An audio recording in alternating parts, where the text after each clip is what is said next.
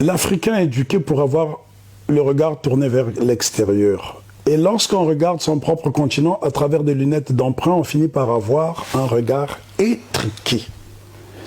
Pour porter des lunettes, on va avoir un ophtalmo qui vous prescrit une ordonnance en fonction de votre vision. Et c'est à partir de cette ordonnance que l'opticien va vous tailler des lunettes sur mesure. Dès lors que vous prenez des lunettes qui ne vous appartiennent pas, votre vision sera étriquée. C'est ce qui explique que les Africains regardent leur continent de façon bizarre. Pour vous donner un exemple tout simple, lorsqu'il y a un match de football en Europe, bon, je suis très mauvais en football, hein, je suis un néophyte, mais quand par exemple il y a la Ligue des clubs champions en Europe, Manchester United contre je ne sais pas quelle autre équipe, la vie s'arrête en Afrique, même dans les administrations. Alors que les mêmes personnes ne sont pas capables de vous donner le moindre exemple sur le pays voisin. Vous êtes du Gabon, je suis du Congo. Que savez-vous du Congo? En dehors peut-être de la musique. C'est cela le problème. Alors que nous avons beaucoup de populations en commun, pour ne pas parler d'ethnie. Vous avez des Nzébi au Gabon, vous en avez au Congo, vous avez des Pounou au Gabon, vous en avez au Congo. Est-ce que vous connaissez leur lieu de rituel? Pour vous donner un exemple, les rois Luango, donc les Vili de la côte congolaise, pour se faire introniser, ils vont dans la forêt de Luango au Gabon. Le saviez-vous? Non. Vous avez le Bouiti au Gabon, qui a un rite très puissant, et Bouiti est un nom propre chez les Vili du Congo. Voyez-vous? C'est la même famille. Oui, donc c'est apprenant à nous connaître. Et ça, on ne peut pas blâmer cette jeunesse, parce que dans un pays, il devrait y avoir un ministère des cultes qui est là pour réguler tout ce qui se passe dans le pays. Vous voyez-vous la prolifération des églises dites réveillées en Afrique, et même des confréries, hein, wahhabisme, etc. Ça a donné un désordre. Un pays comme le Mali en est victime aujourd'hui. Les gens se sont contentés de prendre des subventions des pays comme le Qatar, sans savoir qu'ils recevaient des cadeaux empoisonnés.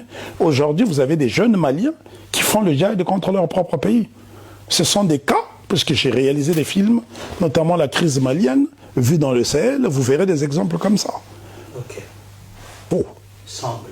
C'est parce que en Occident, donc dans la diaspora, et d'ailleurs quand on parle de diaspora, il faut bien les distinguer, la diaspora volontaire et la diaspora historique. Parce que quand on parle de diaspora, on a l'impression que c'est ceux qui sont venus. Non, la vraie diaspora, c'est celle issue de la déportation. Donc les afro-descendants, les afro-américains, les afro-caribéens, etc. Même les afro-indiens, les afro-iraniens, les afro-palestiniens font partie de la diaspora historique, puisque cette diaspora est issue de la déportation. Donc lorsque vous parlez d'une diaspora active, non. Parce qu'il y a les réseaux sociaux, vous vivez dans des pays où les connexions Internet sont bien plus faciles. Donc effectivement, on relate, on illustre plus facilement les activités de cette diaspora. Mais en Afrique, il y a toute une activité panafricaine dont on ne parle pas. Pour vous donner l'exemple la plus simple, moi je suis citoyen ghanéen d'adoption depuis 1999. J'ai ma base au Ghana où se trouve ma maison de production, et aussi ma base de données Cimarouns. Vous allez dans un quartier qui s'appelle Todou. La plupart des hommes qui font l'échange sont des Nigérians. Or que le Nigeria et le Ghana n'ont pas de frontières. Pour se rendre au Ghana par la route en quittant le Nigeria, il faut traverser le Bénin et le Togo. Il y a déjà deux pays.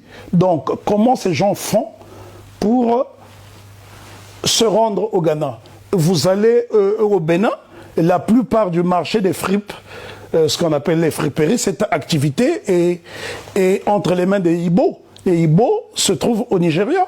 Donc, si vous allez au Congo-Brazzaville, même au Gabon, l'activité commerçante est détenue par des frères du Sénégal, du Mali. Les grands commerçants, il fut une époque, d'ailleurs même les taximans, pour la plupart au Gabon, étaient béninois. Donc, voyez-vous que cela, ça s'appelle le panafricanisme des masses. C'est le panafricanisme élitiste qui a échoué. Donc, faire du bruit sur Internet, sur Facebook, faire des vidéos, ne signifie pas cesser de l'idéologie. Tout cela n'a rien. Consistance. Oui, non.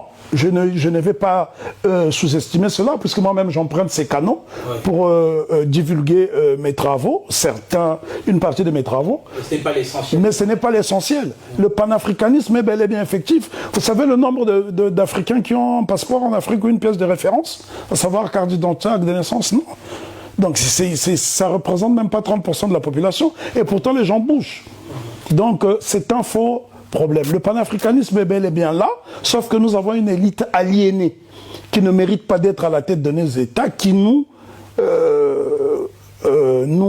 fragilise. Pour vous donner un exemple, il y a à peine peut-être 4 ans, le gouvernement de la Somalie s'était établi au Kenya, à Nairobi, à cause de l'insécurité à Mogadiscio.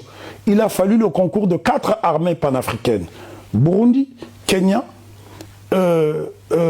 Éthiopie, pour mettre de l'ordre à Mogadiscio, chasser les Al-Shabaab, ou en tout cas les repousser pour pouvoir instaurer un semblant de stabilité. Donc il y a des actions panafricaines dont on ne parle pas. Les ponts qui ont été détruits dans ce pays ont été réalisés par des pays africains.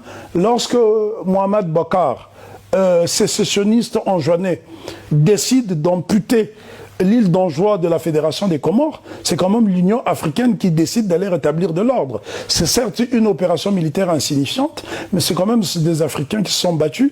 Dans le cas du Mali, quand on voit la crise malienne, qui n'est rien d'autre que fille de la crise libyenne, ce sont les Tchadiens qui ont payé un lourd tribut pour nettoyer les grottes des Ifogas au Mali.